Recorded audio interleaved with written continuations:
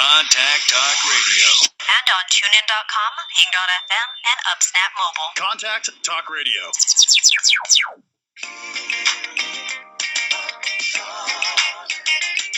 Join the sexual evolution and get ready for Sex is Medicine. Formerly known as Better Love and Sex, Sex is Medicine is your #1 resource for holistic sex education. Explore the connection between sexuality and spirituality, pleasure and personal growth. Discover the art of using pleasure as medicine and reclaim your birthright to more joy, more pleasure, and more satisfaction in every area of your life. Every week on Sex is Medicine with Devi Ward. And you're live. And good evening, everybody. Welcome to Sex is Medicine. I am your host, Miss Devi Ward Erickson, and it has been a long time since I've been here with you, and I'm so happy to be back. I will be here with you live the first Thursday of every month. We haven't bumped it up to an every week thing yet, but that may come down the road. But starting out again, I'm going to be here with you the first Thursday of every month at 7 p.m. Pacific Standard, and I am just so excited. I'm going to say it again. I'm excited to be back. So there have been so many wonderful changes in my life since last we met, and you may have noticed that I have a new last name. I'm now Devi Ward Erickson. I have graduated to a 3-name title, and I have married the most wonderful Canadian man, so I have left the United States and moved to Canada, something that many people threatened to do after our last election, and I actually did it, but because I married a wonderful man. So thank you all for joining me here this evening, and we have a wonderful show, and I know some of you wonderful men are out there listening this evening, not just for the juicy, amazing information you're going to get, but also because you are waiting for that special savings code on our Ejaculation Mastery for Men course. So I am going to be giving that to you very, very shortly. But before I do, I want to introduce you to our guest for this evening. So as you know, one of my favorite things to talk about, one of my favorite sexual medicine topics is semen retention, the art of men learning how to control their ejaculation, to have choice around their ejaculation, and most importantly, to separate that orgasm from ejaculation so that you can become a fully multi-orgasmic man. And the benefits of this for me as a woman are profound. And the benefits for you are also profound. And I talk about the benefits a lot. And so I really wanted to bring in another voice into the conversation, bring a different level of expertise into the conversation to give you a greater understanding of the healing and medicinal and health effects of learning to orgasm without ejaculating and having choice over your ejaculation. Because again, we're not saying never ejaculate, we're saying let's regulate that ejaculation. And so I want you to understand why that can be so important and so beneficial. So I brought in one of my favorite people on the planet. His name is Tim Baglio, and Tim owns and operates Birchwood Acupuncture and Bellingham Chinese Herbs, and that's how I know him. He is my acupuncturist. And I must say, if you are in the area, if you're in the Seattle area or Bellingham area or any place in Western Washington, I highly recommend going to see Tim. He is a phenomenal healer. He has helped me tremendously with my health in many, many ways. So just putting that out there. Tim also graduated with a master's degree in acupuncture and Oriental medicine from the Seattle Institute of Oriental Medicine in 2007. So he is credentialed and has lived and worked in China and Korea. Tim has been practicing acupuncture and Chinese herbal medicine in Bellingham since 2009, and he opened Birchwood Acupuncture in 2015. So welcome, Tim. Thank you so much for joining us. Thanks, Debbie. It's great to be here. Thanks for having me on your show. Yeah, I'm thrilled. I'm excited to connect with you. So glad to be here. Let's start with, okay, so my training in semen retention, so I've been practicing and teaching men the art of semen retention for 10 years. And so most of the instruction that I learned was based in the Taoist and the Hindu tradition. And most of my understanding around the health benefits are actually based in the Taoist tradition, which is ancient Chinese spirituality from my understanding. And That's so right. one of the things that they talk about often is the benefit of semen retention. That's you're retaining your life force, you're retaining your jing. So what the heck is jing for a Westerner? Like how do we understand what this is? Okay, so I think of Jing as being the most basic, fundamental corporeal substance of the body. And when you talk about the etymology of the word Jing, part of it has to do with the rice radicals. So there's this idea that it's the food that you eat that provides you with the energy that you need to go, live your life. And that's sort of basically what Jing is about. I think that you could call it one of the three treasures. In Taoism, it is considered one of the three sambao, or the three treasures. And so the idea is that if you're trying to refine and cultivate the more developed energies, that you have to start with the Jing. This is actually kind of like the idea of yoga asana in yoga practice, which really is just a part of the greater yoga thing. But the idea is that you have to get your body to be in the right kind of capacity to be able to do the subsequent energy work. So that's why there's sort of this emphasis on stretching and the body and building up the capacity to do the later energy work, so you can actually do it. It's like having a battery that can hold the charge. Okay, so how is jing related to semen? Because you're saying jing is like your Yeah. essence. Okay, so within the Chinese medical realm, Jing is related to the semen, but also to some other things. So, in particular, the brain matter is also considered to be Jing. The brain is called the sea of marrow or the sea of Jing. And then the seminal essence that is ejaculated during sex is also that same substance. So from this perspective, it's considered to be this thing that is very valuable, and you want to utilize it correctly and not waste it. Okay, wait, hold up. So you're saying that seminal essence is made up of the same stuff as brain essence? Well, this maybe is not true from today's standards, but the ancient idea is that the brain material and the jing, the semen itself, is kind of like the same thing.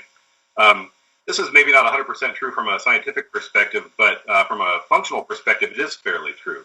I think that there can be something said about, like, if you're depleting your jing a lot by having excess ejaculation or by having too much sex, there are things like your ability to think or the energy to move your body around is diminished as a result of that. That's kind of like the idea. Okay, so I'm going to ask you because this comes up a lot, like this idea of scientific. And so we base this idea on the Western view of science, right? So when someone says, "Oh, it's science," what they mean is Western science. But these Eastern traditions, like, that's science. Is that your understanding? You've studied this stuff.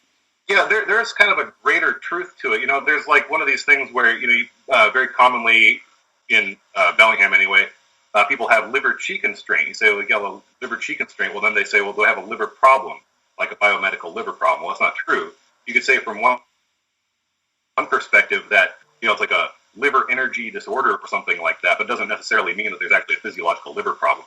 I think that oftentimes if you talk about this kind of thing with the Jing, it's the most fundamental thing. So it's from a yoga perspective, kind of like the Muladhara area, the most fundamental root place.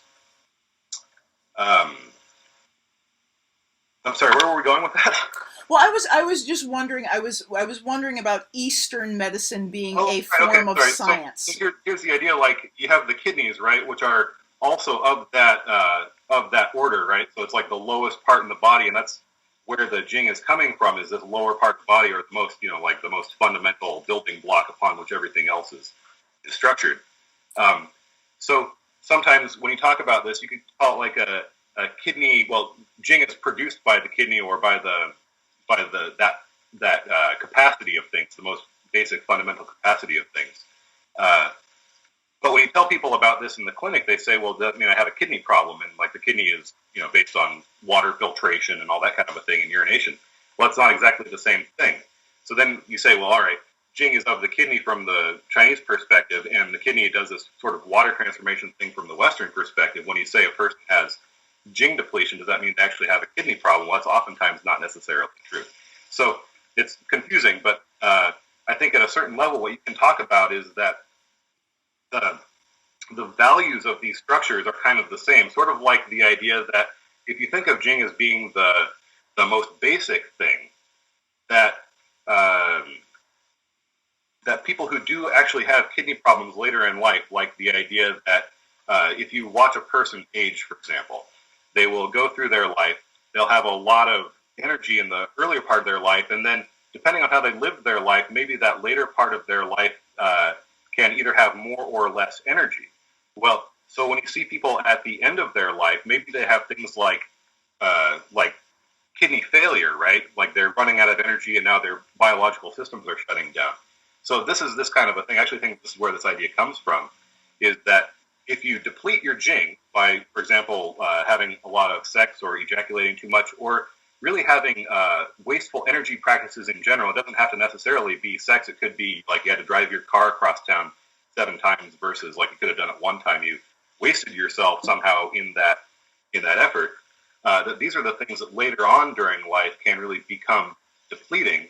And then what you see is that at the end of life, where a person maybe was restoring or retaining their Jing or keeping, mindful of it, they maybe actually have that energy progress forward even at the end stage of life versus a person who has depleted that, and their biological systems break down more easily because they don't have the fundamental thing to keep it together. Yes. I think that's what to say. Exactly. Thank you so much for that, because that's exactly what I was going to say. Is in regards to the Chinese medicine, or this Eastern view of the body is more talking about the energy, the functions of the energy, and the systems of the energy. And so after a long period of time, if you continuously deplete your energy source, you're going to manifest an illness. So you may not, have a registered kidney dysfunction immediately if your kidney Qi is low, but over time, it leaves you susceptible to developing an illness over time. So that's the key. And so what I was trained in is like the energy body is senior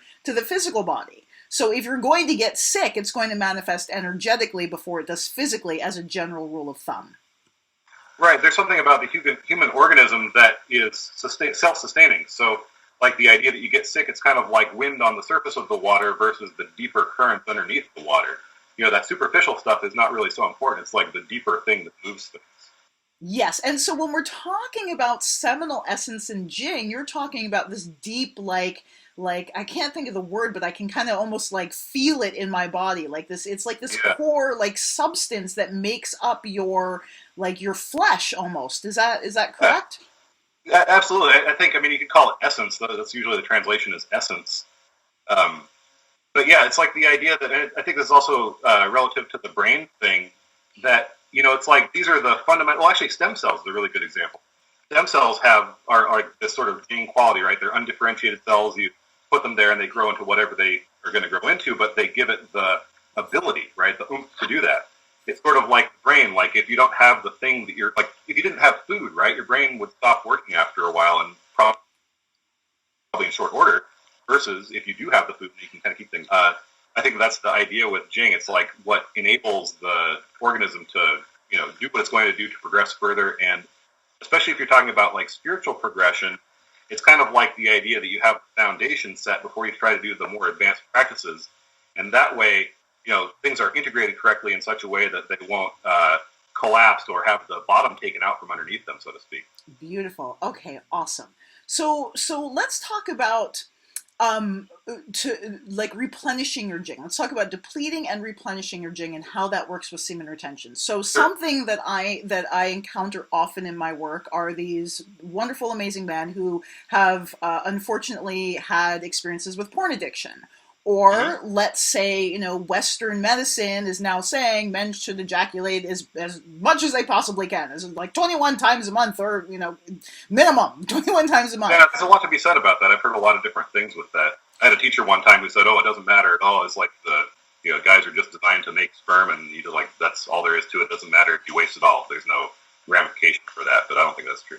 Right, and that hasn't been true in what I've seen. And if you speak to some of these men who have ejaculated that frequently or more, they usually will report that they feel depleted, and Yeah, like achy, like your legs don't move, and you got achy back, that kind of a thing. yeah, and low Yeah. energy and foggy brain and all of those symptoms. So, from your perspective, does regulating your ejaculation frequency, and not just your perspective, but the perspective of the medicine that you've been studying, does regulating your ejaculation impact your life force, your jing? Well, I think so, and it really depends on what you're doing it for, as I believe it is with pretty much everything else. Uh, so how do you say, like, if you're going about sex like correctly, if you can say that, uh, the jing that you are excreting as a man is kind of like maybe well used, you could say. Like, especially if you're trying to have kids, like, that's what you have to do. So that could be the kind of a thing that is well used. I think that if you are doing things for the wrong reasons, then you have more of a problem. So this is the kind of thing like what you're talking about with porn addiction, where what you've got are these guys who are looking for some kind of a fulfillment, and they're putting forward, in hopes of this fulfillment, but really what's happening is that they're just wasting themselves. So this is very detrimental and will be very depleting because they're never really getting the fulfillment back that they're trying to put into it. And this is actually kind of like a dysfunction. So people who have this kind of a thing going on, wasting your jing can be very detrimental. It can not only on a physical level where you're like wasting this precious substance that you could use to live with, but it's also like you're not really getting out of it what you're trying to get out of it. Now, on the other side of that, you have these people who are like completely, celibate or something. But now here's the question, because when you're talking about jing, it's not just the seminal essence; it's also the sort of the energy of it in some way too. Like it's still jing even if you're not like ejaculating, right? So people who do this kind of a thing for spiritual practices maybe make a vow to not ejaculate or to not have sex, and then they can utilize this energy to do more important, like quote unquote, more important things. So it's kind of like, what are you doing it for? Now, let's say you're like an average person and you're just normally having sex and you don't think about the jing thing. Well, it could be the kind of a thing like if you have sex within a normal range, like the study that you're talking about says like 21 times a month or something like that. That maybe that's, I believe that study is based in optimization of the body to replenish its stores. So maybe that's not so bad. Like human beings are designed to have sex and ejaculate and everything. So maybe that's not really too detrimental. But then there's the question of like, are you doing it for the right reasons? So now that all that being said, I think that it is true that to retain the jing is something that will enable people to have more resources energetically to put towards other things. I think the question is really like, what are those things that you're trying to put it towards, and is it really getting the job done like you want it to? Yes, beautiful. That's a beautiful point. So motivation and intention, your purpose, your goal, your ultimate goal is always, always important. And this is the other thing that I often run into with my work is there's a tendency to go from excessive ejaculation, so masturbating, excessive and ejaculating to porn, addictively, and then the spin, the flip side of that is total abstinence. And so, I just like to clarify, because often in the world when we say orgasm, when we're talking about orgasm for men, 9 times out of 10 people assume that we mean that you're talking about an ejaculation as well. And so when I say orgasm for men, there's over 8 different kinds of orgasm for men, and only one of them includes ejaculation. So, yeah. so a lot of possibilities. Yeah, there's a lot of possibilities. So in my experience and in my work, I see that both, when we're talking about both ends of the spectrum, either total indulgence or total abstinence, neither one of those is what I would call balance. And I see that people may need to go to both sides of the pendulum, but it's not a sustainable orientation to your life or your sexuality or practice, because we want to make love, we want to connect, and sex is healthy. It's literally medicine for us. So my motivation and my goal, and this is what I invite the men who work with me to have a similar motivation and goal if they resonate with this, is to find the balance, is to learn to separate that orgasm from ejaculation so that you can begin replenishing your jing, you can begin using that energy to nourish yourself from the depletion that occurred from, this excessive ejaculation, and then also to build a charge, like you said, to become a battery. So then you can bring that energy into your spiritual practice. If you're a spiritual practitioner, you can bring that energy into your career and your work. You can bring it into your relationships and your family. Like, often I hear from particularly men who are my age and older, is a lot of ejaculation. They feel tired and they don't necessarily have the energy to play with the kids and to, connect with their wife emotionally, because they're feeling depleted from excessive ejaculation. So when they learn to regulate the ejaculation and ejaculate infrequently and by choice and still have these amazing orgasms, then they're able to use the energy. They're able to, be charged and be full of life, be full of that jing. Yeah, definitely. I think there's an interesting thing here in that a lot of people in the modern age here, and especially men and men like my age, there is a kind of a goal-oriented nature of sexuality where the ejaculation is considered to be like success or something, like you've gotten there, right? Yes. And so I think a lot of people kind of overlook the path to getting there, or the end result, the goal of being there.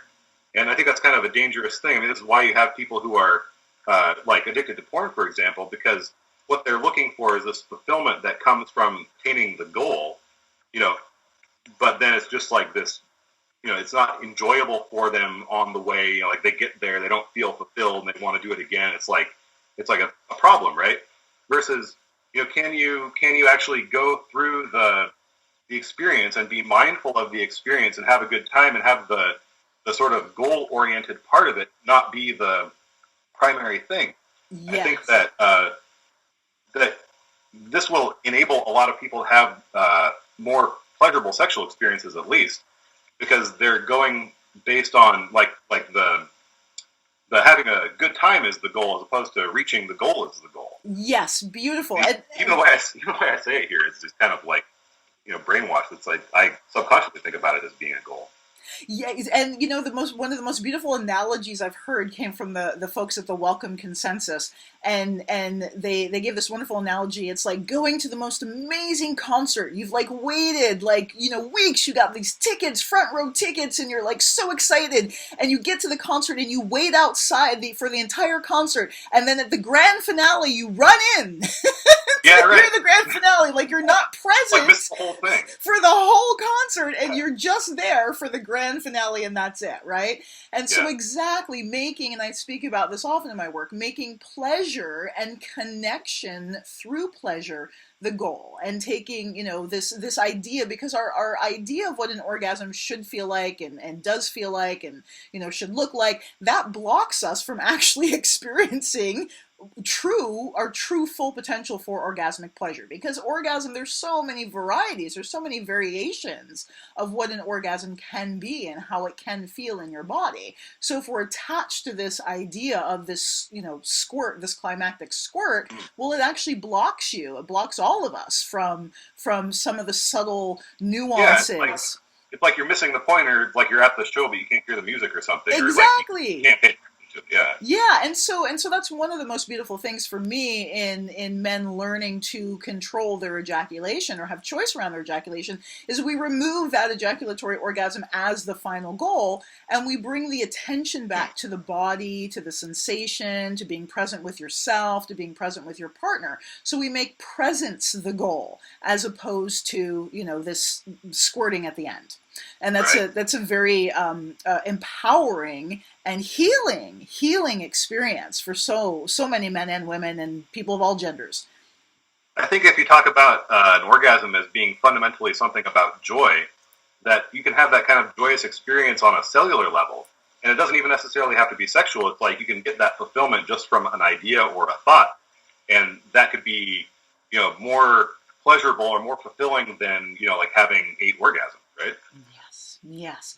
And so all of this goes to show us that, to answer the fundamental question, is semen retention safe? And so it sounds like it's not only safe when practiced wisely and with awareness and intention and correct methods, which we're going to get into a little bit later, that not only is it safe, it's also actually regenerative. So I want to talk more about the Jing and depletion, because again, so many of the men who reach out to us are suffering deeply from, a profound level of depletion. So aside from learning to retain their semen, what are some other ways that they can restore and replenish their life force and their Jing? Well, personally, I do a spiritual practice. I think that's actually very important. Maybe that's not for everybody, but I do like a meditation practice. I think that coming to stillness in some way can be very helpful, whether or not it's a sitting practice or a standing meditation practice. Those are some of the best Jing repleting kinds of exercises that a person can do. Wow, really? So I'm gonna wait. I want to pause you there. Because that's profound. So you just said that one of the most regenerative Jing regenerative practices that someone can do is spiritual practice. Yeah, I think that, and this is maybe going to get a little bit far out, but if you think about the energy of a person, it's kind of like this thing that extends outside of the body in some way. You call like vectors of influence or something. Like, you can call your friend on the phone, they can do something, you can get things done. That's like Jing in a certain way, right? It's the ability to, or in some way there's an energy that goes through that. I think that if you talk about things in this way, that at a certain point you have to kind of come back to yourself. And it's very easy to kind of spread yourself too thin, so to speak, or overexpand and then diffuse as a result. So this is kind of like the idea of Jing depletion, right? You're like what in the Lord of the Rings, right? Like not enough butter on the toast kind of a thing. So there's this idea that you have to allow everything to sort of recoalesce into yourself. I feel like whether or not it's a sexual practice or just like life in general, which Jing gets into just life energy as well as sexual energy, that there's a certain level of you have to recenter it, to reset it, or to coalesce back into yourself. Almost like if you think of like this sphere of influence as being kind of like a cave. You have all of this moisture that is essentially you, that is all floating through the cave and on the walls of the cave. And as the moisture condenses, it needs to drip back down into the lower basin, which could be considered the lower dantian in Chinese medicine. And so this is a way that if you're the kind of person who is like on the phone all the time or trying to do too many things at once, or too many irons in the fire, so to speak, that this can be very depleting.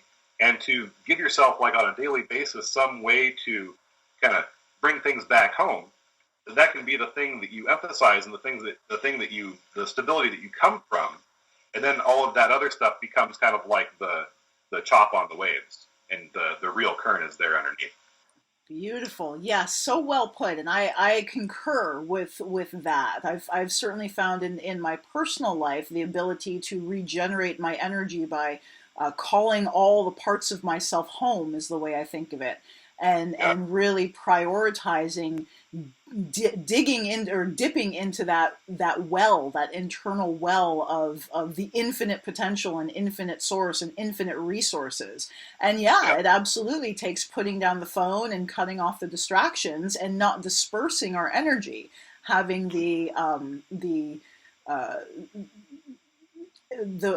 word is escaping me, having the intention or the mindfulness to bring all of that energy back home to us and cultivate that internal cultivation. That's one of the reasons why I so love, again, I'm going to go back to, separating orgasm from ejaculation and practicing semen retention. When we take that goal out of the picture and we are able to make, again, that presence and that pleasure and that connection the goal, then we're able to actually really absorb all that regenerative energy that occurs through our sexuality. We're able to gather that and use it, and then it's not dispersed in this like low-level climactic orgasm. Not that there's anything wrong with those when you want those, but they can build. They can be so much more, so that they actually become regenerative climactic orgasms, as opposed to just this like low-level dispersion of your life force and your chi.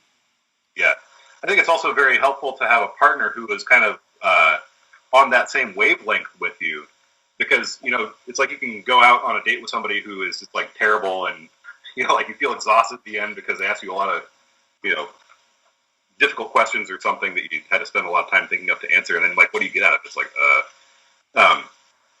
but if you have a partner who is there for you and is sensitive to you, they can recognize like kind of the quality of the energy that's happening, and they can be sort of the source of that repletion also, almost like a protector or something. It's somebody who can make sure that you're safe and okay, and then you have the ability to regenerate as opposed to being out there getting proverbially pecked to death. Well, I am so glad that you said that, because that's so powerful. So yes, being in healthy, enriching relationship is a way to regenerate and restore our life force. That's beautiful and profound and totally, totally correct. So when we're in these unhealthy relationship patterns, which are, unhealthy meaning abusive or degenerative or toxic, that actually like steals our life force. It actually degenerates our life force. So yeah, definitely. And there's a level of it that is based on consideration. I mean, it's like, here's this person. What do they mean to you? Are they the kind of person that you want to take care of and cultivate, or do you want to put Roundup on their grass?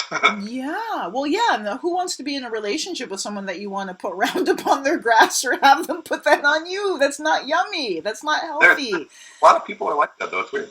Well, and a lot of people, it's like because they don't know any better or something. They don't have the ability to get their relationships to come together because they've never really done it, or they don't know how to care about another person really or something. Well, that's usually, again, this is a topic for another radio show, attachment trauma, right? So the experiences we have as children early on in life shape the relationships that we have as adult. And a lot of times we're just working out our attachment trauma. I know that was certainly absolutely the case for me in so many of my relationships as an adult. I was just, kind of banging my head against my core traumas until I was able to do a lot of self-growth and spiritual work and purify many of those patterns. So wow. So okay. So we have look for what you think you need versus getting what you actually need. Exactly.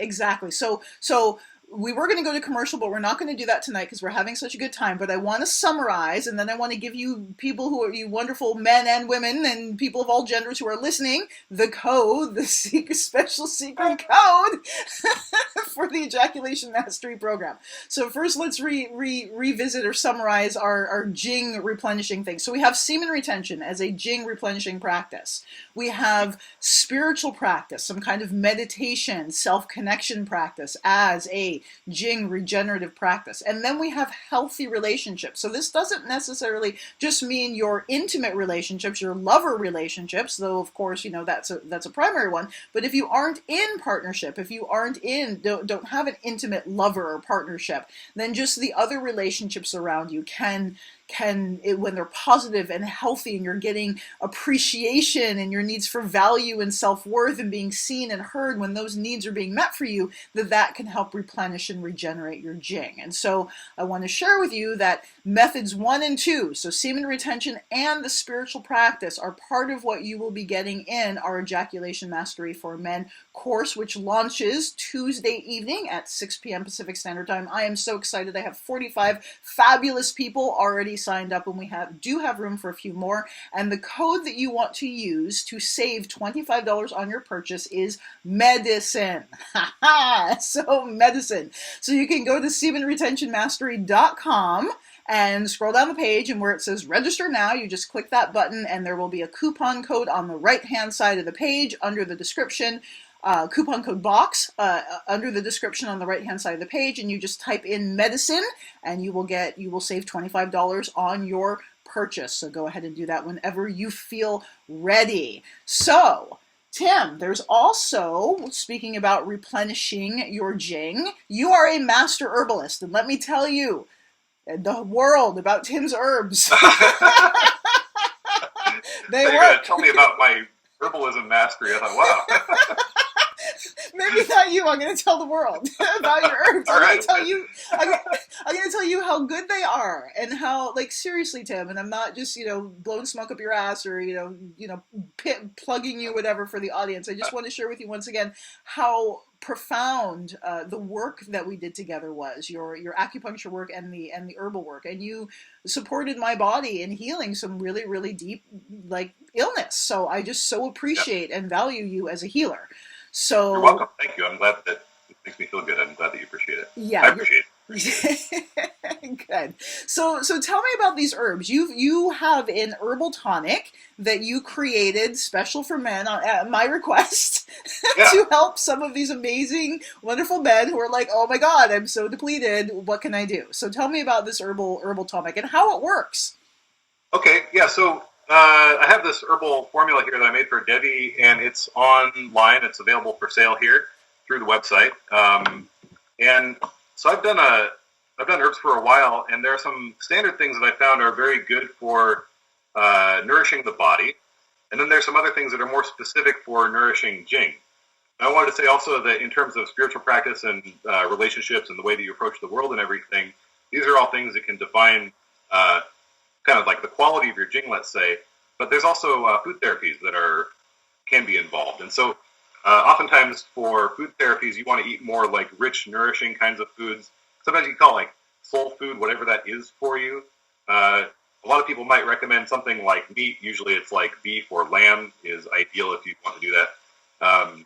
And within the realm of Chinese herbs here, you want to use, I think of as kidney nourishing tonics first and foremost, and then there's some other things that are also good, like things to soothe the liver qi and things to actually supplement the physical body too, that I found can be very effective. So of those, Huang Qi is actually my favorite and most primarily used herb. It's actually a spleen qi tonic.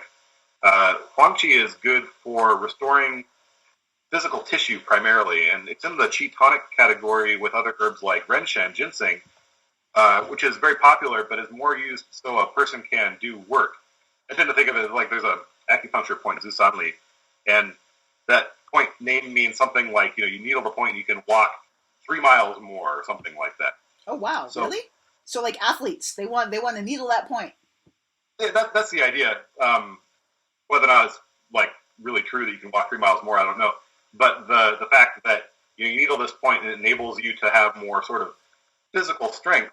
So when you're talking about renshen, that's kind of like the ability to do work, but Huang Qi, astragalus, has this kind of capacity to hold the body together.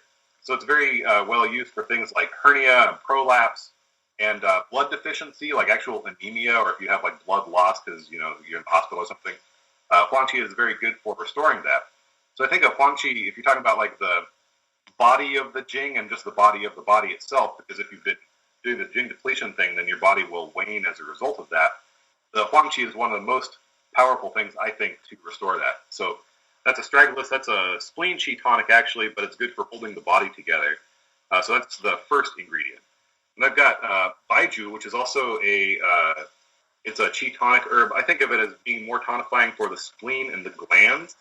It's really like a fluid transformation herb. So if you're trying to get fluids and things like that to run through the body more clearly, that's a very good one. It's also slightly diuretic. Very good standard one. It's in a lot of the classical formulas. Baishao is good for soothing the liver.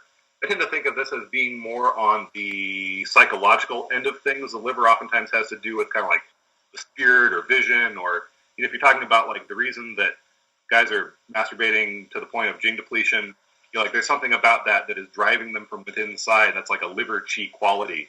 So Baishao is good for relieving that constraint. It's like the kind of like lets the edge off a little bit.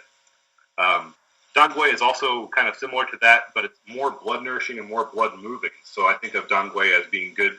It's also a companion with the Huang Qi to build the blood. So if you think of blood and Jing as being both like these very yin kind of fundamental substances, like things that are like the lowest part of the scale, as it were, I think that nourishing the blood will succeed in nourishing the Jing. So oftentimes if you're trying to nourish the Jing, you have to take blood nourishing approaches. So this Dangui is a blood nourishing tonic. It also moves the blood of the liver, and it also soothes the liver to a certain extent. And even from a perspective, if you think about like if you get hungry, then you get kind of edgy as a result of being hungry. Dangui is very good for nourishing the blood in that way, and that will thereby take the edge off and kind of like give the person a little bit more of a sense of repletion and a better sense of well-being. Now, there's also Shengdi Huang. Shengdi Huang is the fresh Romania. I think it's funny because it's actually been prepared to get fresh Romania. It's like the root that's just like pulled out of the ground, but this stuff is actually been prepared. You can prepare it even more, but this is the the first preparation. So Chengdi Huang is really, really good for clearing heat.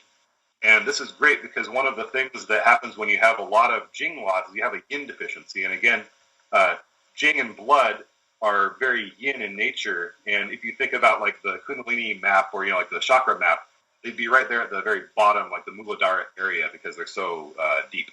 So Chengdi is really, really good for clearing this deficiency heat. One of the ideas here, and not to kind of go off track, but when you're talking about what yin is from a kind of a grander approach, not just men or women, but like just yin in general, it's kind of like the water in the soup pot. You're boiling the soup and there's water and food and like the water is boiling. And at a certain point you start to scorch the food because there's not enough water, right? You have to have more yin in the soup pot for the food to cook correctly. So I think of the Dihuang as being kind of like that yin watery substance. So then what will happen is that if a person is doing a lot of ejaculation, they will lose the yin of their body and the Jing. They're losing the yin through the loss of the Jing. So then what you need to do is put some more kind of, re-nourish the yin. And so that's what the Dihuang is for. It's very good for clearing yin deficiency heat. So this is like when people are having maybe hot flashes or night sweats or hair loss or something as a result of ejaculating too much. But once you get out of the yin deficiency heat mode, it's also very, very good for building the blood in general. So it's one of these herbs that I think of as combining with the other ones to build the blood and to build the yin and thereby build the Jing. Now, that's the first 5 ingredients. Now, the rest of them are more specifically for the yang tonification and the Jing. So the next one is Ke Shou Wu. That's very popular because Ke Shou Wu has a story to it. It's also known as Fo Tea in Hong Kong. But the idea with Ke Shou Wu is there's this old man, and he is his hair is going gray, doesn't have any children, so he goes to the doctor and he says, "What can I do?" And he says, "Oh, well, you got to plant these plants around your house, and then after some time you dig up the roots and you eat them. You actually have to process them first because they're a little bit toxic." And so he does this, and his hair turns black again, and he has kids, and it's a happy ending. So that's what the name means, is Mr. He's black hair. Oh, that's awesome! That's so it's like the fountain of youth. Could be said. It's actually it's one of 2 ingredients that are made from the same plant. I believe it's Polygonum. So this is the root. And there's also Yejiao Tongue night commingling vine, which is another blood tonic that is the aerial part of this plant. So it's one of these ones that's very nourishing for the yin and blood in this sort of sexual way specifically, or Jing and Qi and Jing and Yin. So Ke Shou Wu is kind of like Dihuang, I think. It's a little bit drier in nature, but it's also yin tonifying. Dihuang is like very sticky, and Ke Shou Wu is not quite as sticky. Anyway, these 2 in combination, they are very good for rebuilding the kidney yin and the blood and Jing. So then I've got Rotongrong and Soyan. These are yang tonics, and forgive me because I could probably look up more information about these, but Rotongrong is a type of fungus, I think, that is like, it's like a desert fungus looking thing that's kind of like a cactus. Anyway, it looks like a big penis, and so people in China say, it's like it'll give you good male health. So I've got That's awesome. and Soyang together. These are kind of rich and nourishing, and they're in the yang tonic categories. So the idea is that they would impart the ability for a man to be kind of like strong, let's say, and have his stuff fully functioning. There's also Tutsudze, which is caspetta seed. This is interesting because this is one that grows really readily in the wild, and it's kind of like a weed as a result of that. But because of that, they call it rabbit seed. It's like it reproduces like bunnies, and then the idea is that you take the stuff and it will enable you to reproduce like bunnies. This is one that I think is good for restoring the Jing, probably because it's actually like a seed itself, and then you take it, it should be nourishing and also kind of like get the yang to be stimulated as well. I tend to think of this, there are a few rabbit metaphors in the Chinese medicine world, and it's always kind of like the ability to jump up, spring up, and so that's maybe kind of the idea here with this one. As well as we know the other rabbit metaphor. Yeah, right. So again, that virility. So it sounds like I'm gonna pause you there because Okay. this is a very in depth dissertation Yeah, I'm sorry, I don't on mean all, to all hijack the show here. That's what's going all on. of the herbs. It's wonderful. So it sounds like it's this, to summarize, it's a combination of this kind of like antidoting the effects of excess ejaculation and like giving this watery like yin cooling to regenerate, and then there's this like virile like yang like masculine energy building aspect to the herbal formula as well. Yeah, that's basically the idea. I think that, I mean, it's one of these things, like in the pharmacopoeia, if you look at the yang tonic category, it's got things for like, seminal health, like the ability for the sperm to swim, the ability for the penis to get an erection, those kinds of things are specifically what the yang tonic category herbs are about.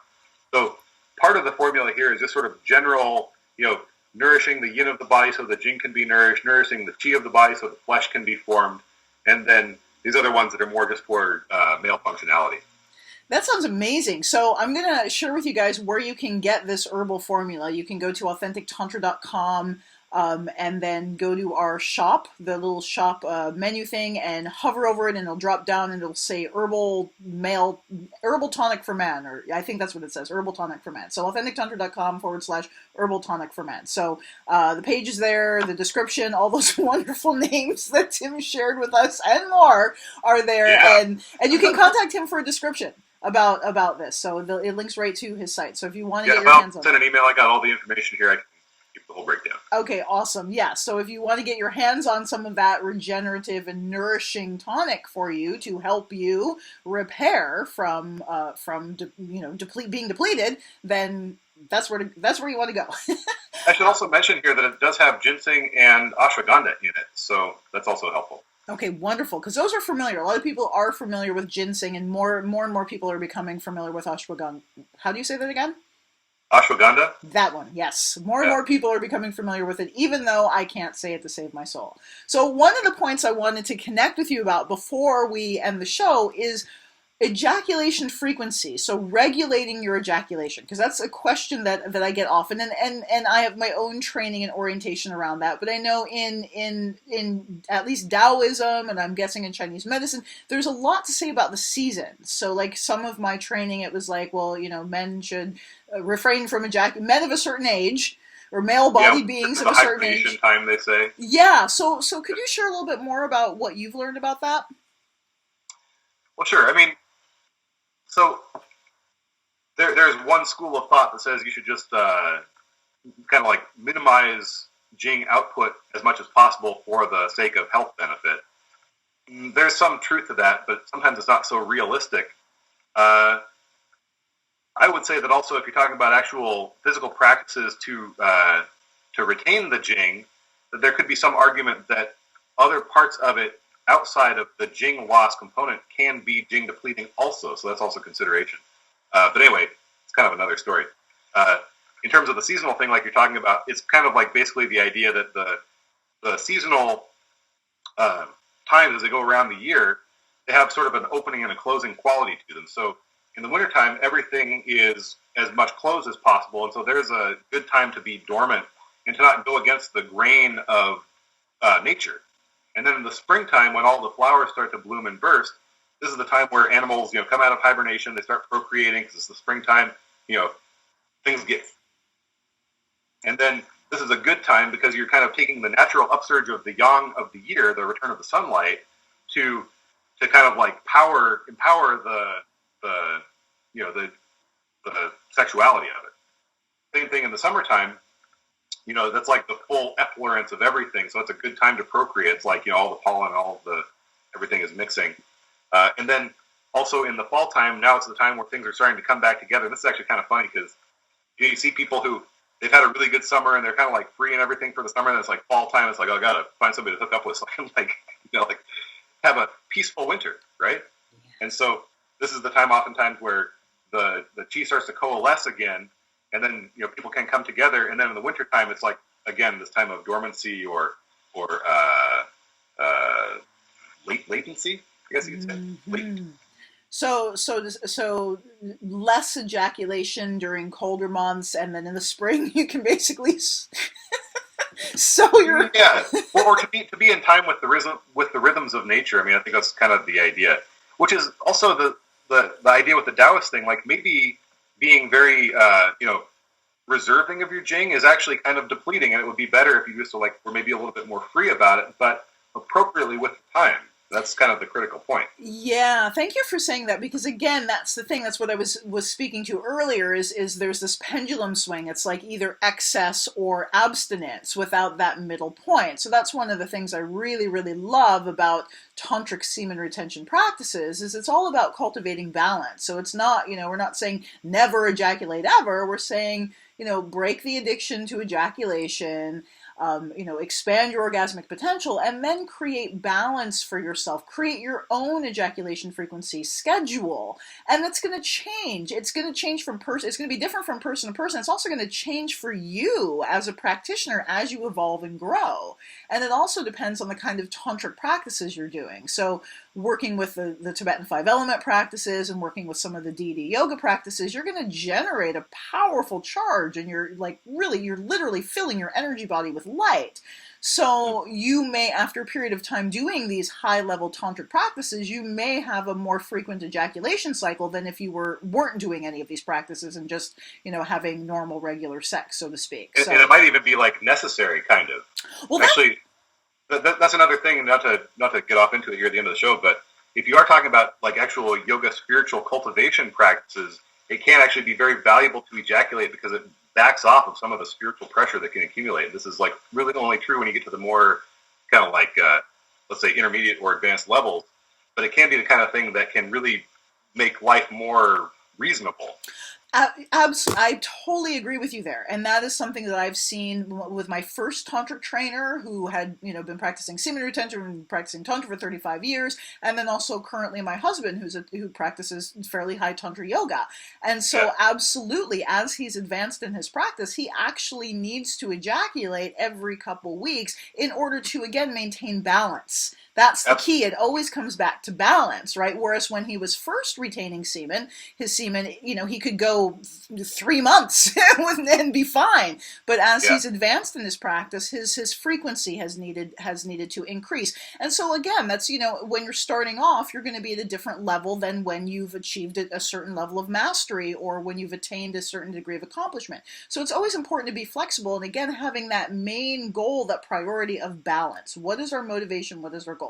We want balance. We want equanimity. We want health and wellness. We don't want, either end of the pendulum or either end of the spectrum. We want to be at that sweet point in that middle, that sweet space.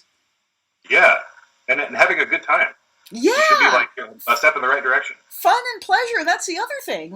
Ejaculation feels good, when it's when it's appropriate, when it's right for your body. It's a wonderful thing. And, for me as a woman, it's wow, I like to celebrate when that day happens. Yay! It's a wonderful thing. It's just, we have a party. Blow balloons. Woo! Just kidding. I'm just kidding. Then you feel valued as a partner and everything. It's she actually likes me. Yeah, absolutely. And may we all be in relationships where at the end of our lovemaking we can really feel like the person we were being intimate with really likes us. I wish that for all of us. One would hope. If that's your thing, if that's what you're into. If it's sex doesn't always have to be about love, but in my experience and most people I talk to, it sure makes it sweeter. At least a form of love. Doesn't have to be forever love. But I actually experience love as appreciation. For me, appreciation, value, worth, all of that, I interpret as an expression of love. Love doesn't have to be sexual. And let me take a moment here to say that I think that love is the way that things are supposed to be. Everybody can love everybody else. That's the way things are supposed to be. It's only when you start expressing the love in inappropriate ways that you have a problem. Yes. There's a fine differentiation to make, but it's really critical because loving is not wrong. It's doing the wrong thing with love can be problematic. Absolutely. And I think often in our culture we confuse love with attachment, right? And so that's when that's actually one of the 5 root poisons is attachment. So when we have too much attachment, it causes poison, which is going to destroy love.